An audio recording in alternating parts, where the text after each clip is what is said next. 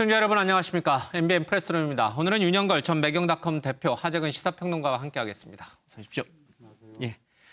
자, 먼저 이 시각 주요 뉴스들 살펴보겠습니다. 프레스나우에서 이호정 기자가 준비하고 있습니다.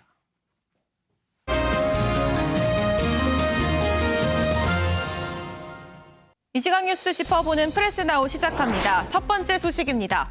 오늘 발표된 코로나19 신규 확진자는 50명입니다. 다만 주말 효과일 수도 있는 데다 신도림역 환경미화원 9명이 감염되는 등 산발적 집단 감염이 이어지고 있어 아직 안심하긴 이릅니다.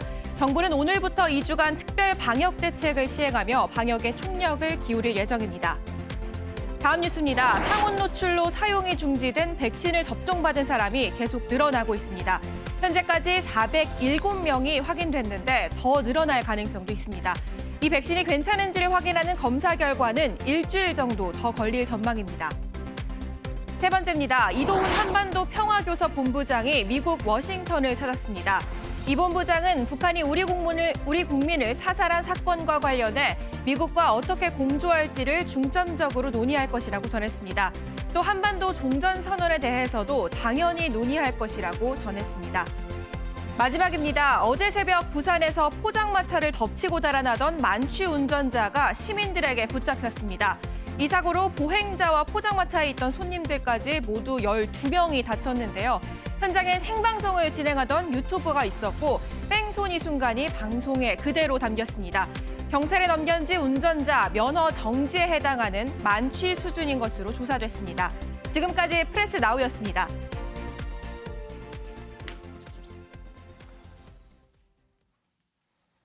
네, 개천절 집회와 관련된 소식 프레스콕에서 살펴보겠습니다.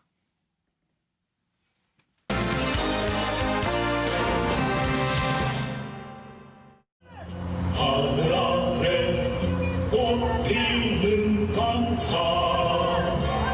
대통령은 과연 대한민국 대통령인지 나는 창피합니다.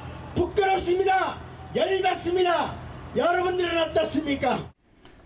정부는 공동체의 안전을 위해 개천절에 벌어지는 모든 불법 집회에 대해 엄정하게 대응하겠습니다. 특히 서울시 경계 한강다리 집회 장소까지 3중의 차단 조치에 나설 것입니다. 또한 불법 집회 참여자는 현장에서 즉시 검거하고 운전면허 정지 등 무관용 원칙으로 대응하겠습니다. 네, 정부의 원천 풀어 방침에도 불구하고 개천절 집회를 강행하려는 움직임이 있습니다. 이에 대해서 정부가 다시 한번 무관용 원칙을 천명을 했습니다. 최민희 기자, 이 차량을 이용해서 시위를 하겠다라는 일부 세력이 있습니다. 집단 단체가 있는데 정세균 총리 얘기를 들어보면은 아예 운전면허도 취소를 하고 현장에서 직접 검거를 하겠다는 입장까지 내비쳤어요. 네, 그렇습니다. 엄정 대응하겠다는 입장을 예. 밝히면서 구체적인 어떤 단속 계획까지 밝혔는데요. 일단 서울시의 경계, 서울로 들어오는 경계와 한강 다리와 그리고 집회 장소, 그러니까 서울의 도심, 광화문 같은 이 집회 장소 이렇게 총 3군데에 검문소를 설치해서 예. 3중으로 일단 차단을 하겠다고 했고요. 그럼에도 불구하고 불법 집회에 참여하는 사람들은 현장에서 즉시 검거하고 운전면허 정지 같은 무관용 원칙으로 대응하겠다라고 입장을 밝혔습니다. 그러니까 현장에서 검거하는 건 물론이고 운전면허까지 취소하고 즉시 차량을 견인하겠다는 건데요. 이게 그 도로교통법 46조 1항에 의거해서 나온 조치입니다. 도로교통법을 보면요. 도로에서 운전자 2명 이상이 뭐 앞뒤로 줄지어가거나 이렇게 양옆으로 줄지어가는 이런 행위로 인해서 다른 사람에게 위해를 끼치거나 교통상의 위험을 발생시키는 행위를 금지하도록 돼 있는 조항이 있습니다. 그러니까 이 도로교통법에 의거해서 운전면허 취소는 물론이고 견인 조치까지 하겠다는 건데 이게 지금 어느 정도 이게 영향을 미칠지는 좀 두고 봐야 될 것 같습니다. 교통경찰관의 행정 조치에 대해서 불응할 경우 벌점을 부과하게 되고 그 벌점이 누적이 되면 면허가 취소되죠. 이호정 기자, 그런데 이게 과연 실제로 가능하겠느냐라는 부정적인 시각이 법조계에 내에 있는 것 같아요. 네, 그렇습니다. 현재 부장판사가 이 법적 근거를 한번 따져봐야 된다라는 취지의 SNS에 글을 올렸는데요.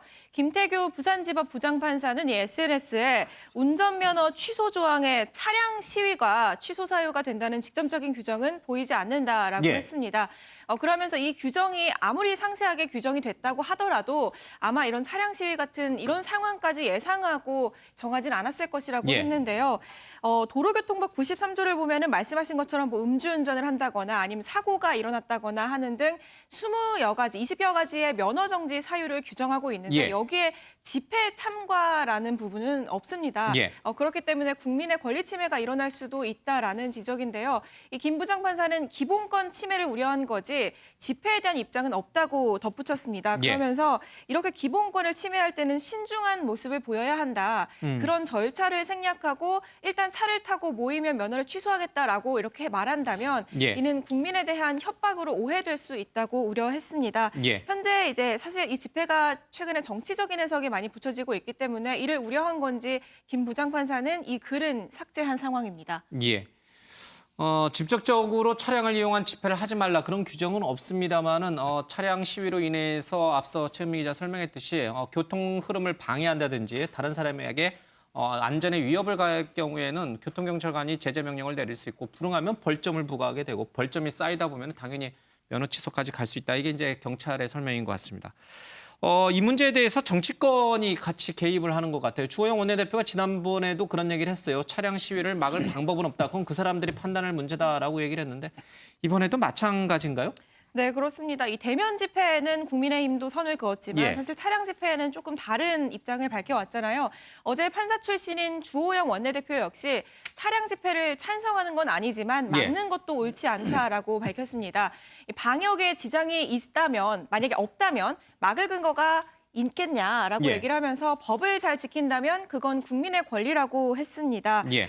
그러면서 경찰이 이 차량 집회에 대해 2중, 3중 차단을 말하는 건 이 정권을 비판할 길목을 막겠다는 것이다라고 주장을 했고요. 예. 여기에 오늘 조금 전에 검사 출신의 홍준표 무소속 의원도 이 비판을 했습니다. 차량 시위가 왜 면허 취소 사유냐라고 예. 비판을 하면서 법학 통론 기초도 모르는 총리 발표를 보니 정권도 저무는 모양이다라는 주장을 덧붙이기도 했습니다.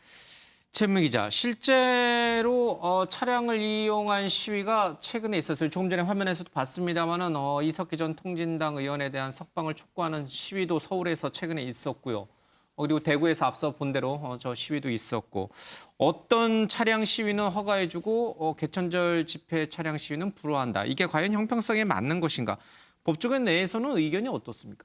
네, 일단 어제 있었던 집회를 먼저 예로 들면요. 새한국이라는 단체가 이제 실제로 개천절 당시에도 개천절에도 이미 차량 집회를 하겠다고 예. 신청을 한 단체입니다. 뭐 물론 금지 통보를 받긴 했지만 그러니까 지난 주말에 이 법무부 장관 사퇴 촉구 차량 행진을 진행을 했거든요. 실제로 이 5개 장소에서 9대 이하의 차량을 이용했고요. 예. 진행한 장소를 보면 마포에서 서초, 사당에서 고속터미널, 도봉산에서 신설동 뭐 이런 식인데 5개 장소에서 9대 이하를 신청했는데 실제로는 한 5대 정도씩 예. 운행을 했다고 합니다. 실제로 이제 서울청에서는 이번 집회 같은 경우는 이동 경로 중에 집회 금지 구역이 없었다. 그리고 각 구간마다 9대 이하로 신고를 했기 때문에 10인 이상 집회 금지 규정을 위반하지 않았다. 그래서 우리가 허가를 했다라는 식으로 지금 개천절 서울청- 집회와는 좀 다르다는 얘기군요. 예, 그렇죠. 그래서 이제 그런 논리를 들어서 이번에는 그래서 허가했다라고 이야기를 예. 하고 있는데 그러면 지금 이 주말 집회처럼 이 장소라든지 이 9대 이상 모이는 이런 쪼개기 방식을 예. 개천절에도 유지한다고 한다면 개천절에도 허가를 해줄 것인지 이런 예. 부분은 아직 조금 애매한 상태입니다. 개천절 집회는 참가 차량이 또 이보다는 훨씬 더 광범위하고요. 많고 뭐 200여 대라는 얘기도 들려오고 있고요. 과연 이들이 또 잘 통제에 따라줄 것인가 이 부분도 조금 다른 케이스로 경찰은 보고 있는 것 같습니다. 유호정 기자, 그러나 최근에 이 수원지법에서의 판결이 하나 나왔습니다. 이건 차량 시위를 원천 할 수 없다라는 그런 입장이었는데 이게 혹시 이번 개천절 차량 시위에도 영향을 줄 수 있는 건가요? 네, 아무래도 이제 영향을 미칠 수밖에 예. 없다라는 게 이제 법조계의 중론입니다. 일단 이 사례부터 살펴보면은 성남의 한 주민들이 지난 20일에 차량 99대가 행진을 하겠다라는 내용의 집회를 신고를 합니다. 이 정치적 성향의 집회는 아니고요. 예. 그 관련해서 신혼 희망타운 계획을 철회해달라는 주장을 하기 위한 집회였는데 경찰이 코로나19 확산을 우려해서 금지 통보를 내렸고 예. 범대위가 이 금지 처분을 취소해달라고 소송을 냈는데 법원이 이를 기각을 했습니다. 예. 결국 경찰의 불허 결정에 손을 들어준 건데요. 재판부 판결 내용을 좀 볼 필요가 있을 것 같습니다. 어떤 내용을 덧붙였냐면 코로나19 확산 기로에 놓인 상황이다. 예. 그런데 차량을 통한 집회를 하더라도 준비나 관리, 해산하는 이런 과정에서 감염 위험에 노출될 가능성을 완전히 배제할 수 없다라고 예. 판단을 했습니다. 여기에 이 집회가 긴급히 이루어져야 할 사정 또한 충분치 않다라고 예. 덧붙였는데요. 그러니까 이 문제가 지금 헌법상 보장된 집회 자유, 국민 기본권이랑 감염병 차단이라는 공공의 이익이 좀 예. 상충되는 상황이잖아요. 그런데 판사가 지금 이 시기에 꼭 해야 되겠느냐라는 거를 본 건데 예. 그렇진 않다라고 판단을 한 상황입니다. 그런데다 이제 판결문을 좀 더 꼼꼼히 보면은 집회 측에서 이러이러한 방역 수칙을 지키겠다라고 신청을 했었나 봐요. 그런데 판사가 그걸 다 읽어봤는데 예. 이것만으로는 좀 부족하다라는 판단을 내리기도 했습니다. 예. 그런데 앞서 행정법원에서 이 광복절 집회를 일부 허가를 하면서 우리가 이들이 방역 수칙을 지키지 않을 거라고 단언할 수 없다라고 결정을 내린 바 있잖아요. 예. 이것과는 조금 이제 다른 판단이기 때문에 앞으로의 행정법원 판단, 그러니까 개천절 집회를 하게 해달라고 신청을 해둔 이 판단에도 이전 행정법원 판단과는 좀 다른 판단이 나오지 예. 않을까라는 쪽에 무게가 실리고 있습니다. 자, 법률 조항도 살펴봤고 또 앞선 사례들도 비교해 봤습니다. 그런데 법적으로 이것이 가능하냐, 가능하지 않은가라는 문제를 떠나서 잠깐 유호정 기자도 얘기했습니다. 꼭 10월 3일 날 이렇게 모여서 꼭 할 만큼 이게 긴박하고 기묘한 사항인가? 문재인 정부 정권 퇴진 운동이 그렇게 지금 절박한 건가? 모르겠습니다. 이분들에게는 그럴 수 있다고는 생각이 되는데 일반 시민들에게는 그 불편함을 감수하고서라도 꼭 강행을 할 만한 절박한 사유가 있는 것인가? 이 부분은 어떻게 보세요? 그런 점에서 많은 국민들이 걱정을 예. 많이 자아내고 있죠. 지금 뭐 코로나19가 지금 겨우 세 자릿수에서 두 자릿수로 오늘은 주춤해졌는데 다행히 50명이에요. 그렇죠. 50명이라 가장 적거든요. 그렇지만 50명 중에서 그 어디서 감염된지 모르는 깜깜이가 4명 중에 1명입니다. 예. 25%. 그러니까 순간적으로 집단 감염이나 확대가 될 수 있어요. 예. 근데 10월 1일 날이 민속 최대 명절 한가위거든요. 그다음에 10월 3일 날 개천절 집회니까 예. 많은 국민들이 걱정을 하지 않을 수가 없죠. 그래서 제일 기준은 지금 그거예요. 법원의 판단은 그 방역이냐 아니면 국민 기본권이냐. 예. 시위 집회에 관한 자유가 국민들은 틀림없이 있어요. 하지만 지금 방역이라 생명이 위험하거든요. 그래서 저는 지난 8월 15일 날은 그 국민 기본권에 대해서 좀 치중한 판단을 했어요. 한 200명만 모여라. 그리고 방역 지침을 준수하겠다. 이렇게 약속해서 허가를 해줬는데 200명이 아니라 뭐 수천 100명? 명, 예. 수만 명이 왔잖아요. 그러니까 이번에 법원 판결도 국민 기본권이냐 방역이냐 하는데 제가 보기에는 그 굉장히 중요한 거긴 한데 예. 방역을 좀 우선적으로 해서 좀 뭐 법원이 판단하는 거 제가 예단할 수 없습니다만 예. 방역을 좀 우선적으로 해야 될 거고 정세균 총리도 지금 엄단한다 계속 걱정스러우니까 저렇게 과한 표현을 쓰긴 하는데 예. 그럼에도 불구하고 많은 사람들이 그러면은 반정부 시위를 못하게 하려고 저렇게 방역을 내세우는 거 아니냐 이런 또 좀 불만도 있거든요. 예. 그래서 정세균 총리도 이런 얘기는 해야 된다고 봐요. 방역 때문이지 반정부 시위라고 해서 막을 건 아니다. 예. 뭐 이런 식으로 해줘야지 자칫하면은 정세균 총리가 행정소송까지 불사한다. 이걸 비난했고 그 시위대가 또 하나는 운전면허 취소까지 얘기한다 예. 했는데 그건 국민의 기본권이나 민주주의 가치 훼손에서는 좀 걱정되는 부분도 있거든요. 예. 그래서 저는 법원의 판단을 가장 우선적으로 해서 받아들여야 예. 되고 법원의 판단이 철저히 준수하도록 경찰력은 거기서 최선을 다해야 된다. 이런 예. 생각이 좀 듭니다. 네. 예, 서울행정법원이 아마 오늘 내일 중으로는 어떤 결정을 좀 내릴 것 같습니다. 이 차량 집회 시위를 정부가 원천 불허한 것을 두고 일각에서는 문재인 정부의 비민주성 또는 독재를 얘기를 합니다. 등치시킬 수 있는 건가요? 비민주적인 거죠. 그러니까 이게 비민주적일 네. 수밖에 없는 것이 지금 비상 상황이니까 코로나19 전시 상황이잖아요.